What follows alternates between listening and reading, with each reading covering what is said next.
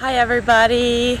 Today was a nice rainy day, which is why I got the day off. So I'm going to show you about how I car hunted for my beautiful Prius and got it for under $4,000. In the end, the most important thing about buying a used car is patience.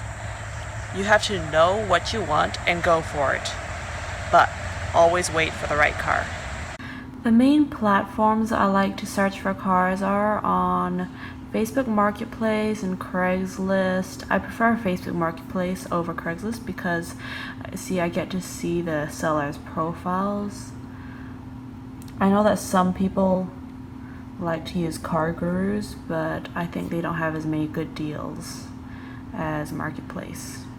There are a few items that I always look for in a good car.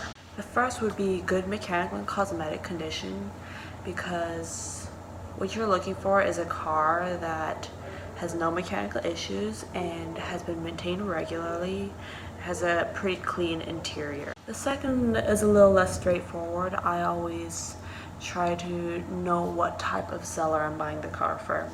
So I prefer not to buy cars from dealers.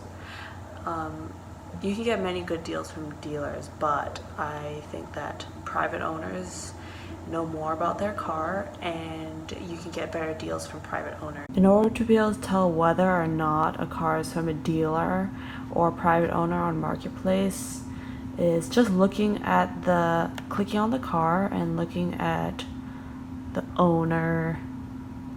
Just click on the owner's name. As I scroll down, it shows that he's selling a Honda Odyssey along with his Toyota Yaris and a few other car parts. That's a pretty good sign that that is a dealer. And also you'll notice that in the description, it is a little more detached. Usually owners say, I'm selling my car, I have kept it for such and such amount of time. But that kind of description is a little more detached. And this one, Toyota Prius, you'll see that they said the maintenance has been kept up to date. Runs great. And as we scroll down, click on her name, she just has that car for sale. So she's probably a private owner. I also always like to find a car that has low miles on it.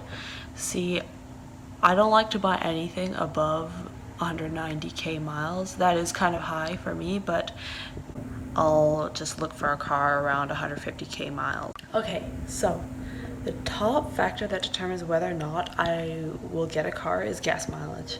I'm not going to buy a gas guzzler. Many people have different opinions on this, like they're willing to spend more money on gas for a car that they really like, but I prefer a car that gets 40 plus miles per gallon. And Toyota Priuses are my favorite because they average around 50 miles per gallon. Because there's nothing more annoying than having to wake up early in the morning to get gas before work. Another important question to ask is how long the owners have owned the car, and that way you'll be able to ask them how many times they got work done on the car or how the car runs. And I prefer buying cars from people who have owned them at least for a year. The second question is just really short. Ask when's the last time they got a full inspection, and also ask for the report. I like to ask the owners why they're selling the car, and it has to be like a realistic reason, not, oh, we have too many cars or something. Maybe something like this old person just wanted to upgrade to their dream car using their retirement money, or a college student needs to sell their car for tuition. Something realistic but practical. If you're really serious about a car, you should ask for the Carfax, or if they don't have a Carfax because it costs like 40 bucks, you can ask for the VIN number and pay for the Carfax yourself.